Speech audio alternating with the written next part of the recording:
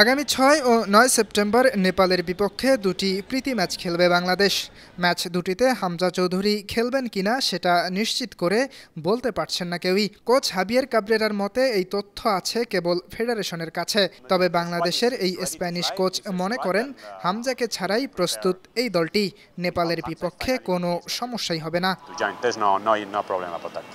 কিন্তু বাংলাদেশের ডিফেন্ডার তপু বর্মন মনে করছেন হামজাকে না পাওয়াটা দলের জন্য কষ্টকর। উইদাউট হামজা আসলে আমাদের জন্য একটু কষ্ট হবে, কিন্তু আমরা মানায় নেওয়ার চেষ্টা করব এবং আমাদের যতটুকু সামর্থ্য আছে তার চেয়ে বেশি আমি মনে করি দিতে হবে এবং আমরা সেখানে একটা ভালো। এর আগে 13 আগস্ট থেকে অনুশীলন ক্যাম্প শুরু করেছিল বাংলাদেশ। তবে এতদিন হাবিয়ের কাবরেরা অনুশীলন করেছিলেন প্রায় অর্ধেক ফুটবলার নিয়ে, কারণ বসুন্ধরা কিংস তাদের 10 জন ফুটবলারকে ছেড়ে দেয়নি।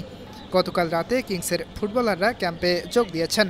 আজ তপু বর্মন, তারিক কাজী, সোহেল রানাদের নিয়েই অনুশীলন করেছে বাংলাদেশ দল।